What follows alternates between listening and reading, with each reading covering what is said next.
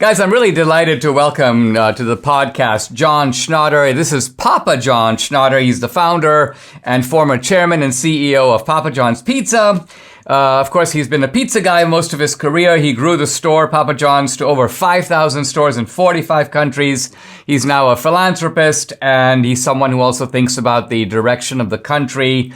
John, what a pleasure. Delighted to see you. I'm seeing here you during your 33 years of leadership, and you look like you're like 45. I mean, you're looking really good. And is it all those pizzas that are keeping you healthy? Well, one thing is that Papa John's, back in the day when I was running, better ingredients, better pizza, wasn't a slogan. It was a way of life. Everything that we did, we tried to do a little bit better.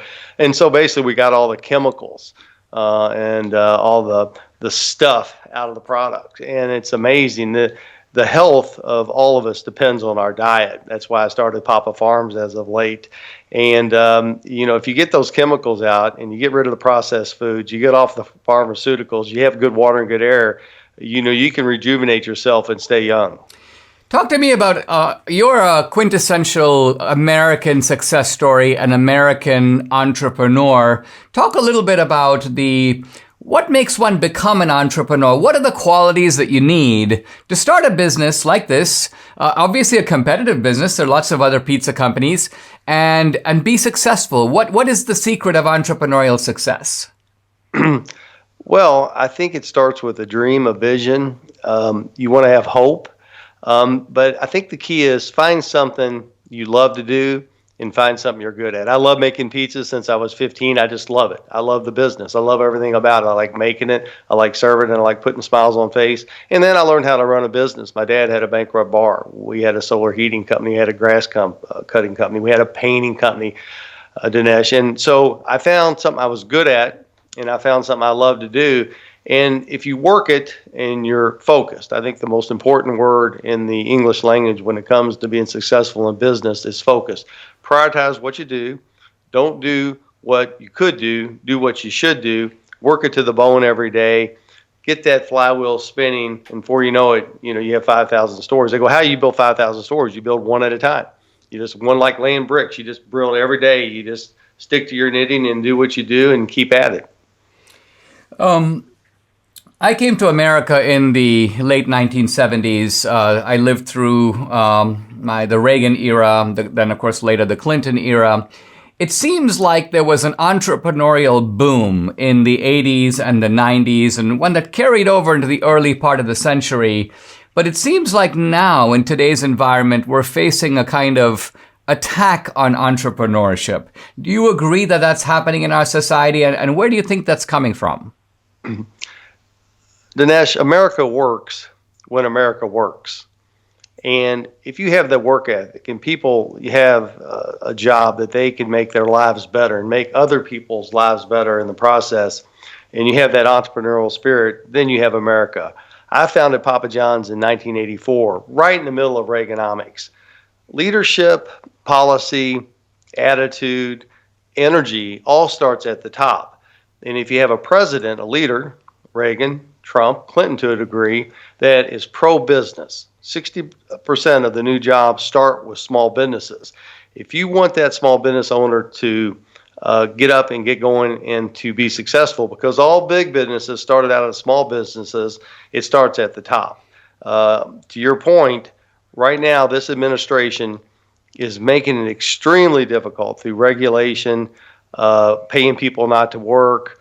You've got the gas prices going through the ceiling. We got a supply chain issue. We can't get ovens to build stores at Papa John's. Extremely difficult for the little guy to make it in this day. I don't think if I started Papa John's today, I don't think I'd have 5,000 stores. You, John, are an outspoken guy. You tell it like it is. You're straight in the way you talk. And you've run occasionally headlong into this bizarre phenomenon of our time, cancel culture. This idea that somehow corporations should be woke. They should kind of adhere to a party line. Talk a little bit about cancel culture and the threat that it poses to a free society. Well, it's like Barbara Mandrell. I was country when country wasn't cool. I got in this 3 years ago when we were basically the Genesis, the Paragon. And so we had no model, no track record of how do you handle this onslaught. And, whether you're the parents in West Virginia or the truckers up north or Joe Rogan, yourself, me, it's brutal. It's a very nasty thing to go through. And it's been a great experience. I've learned a lot, as you have, I'm sure, going through your personal experience. I don't want to ever go through it again. But the key is stick to the truth. The part that you didn't do right, own that, stick to the facts, and fight like hell. Because the upper echelon of the elite left are venomous. They have no regard for humanity, no regard for the people that wake up and make our country great every day, and no regard for people that live and breathe and stand for the American dream. And that's what Papa John's is. It's the American dream, and it throws a stick in the elite left's gears, the Papa John's story. It debunks everything they stand for. Their entire ideology goes out the window with the Papa John's story. You mentioned something right before we went on air, and that was the fact that the ordinary guy, has his disputes with his neighbor, and he might have some issues with his marriage and so on. But the kind of, you may say, systematic venom that is in our politics, you said that is alien to the ordinary American, but it does seem to have become, does it not, a feature of our public life? Absolutely. That's why the electorate, whether you're Democrat or Republican, you just, if you're waking up every day and you're doing your job and you're just trying to better your life and better your family's life, you may have a few too many beers, you may fight with your neighbors, you said, you may gain a few pounds, but they don't see the evilness and the darkness of Soros and Gates and Fauci and the Clinton administration. They don't see it. They can't imagine child trafficking. They can't imagine pedophilia. They can't imagine, I think with Clinton, we're up to 22 people dead. Epstein, everybody's showing up dead. These people will scorch the earth for their ideology. The ends justify the means. It's totally Machiavellian. But the average person doesn't see it because they don't think in terms of that being that evil. They can't comprehend that level of darkness. Wow. Let's take a pause. When we come back, let's talk about some of these Biden policies and the effect it's having, not just on your businesses, but businesses throughout America.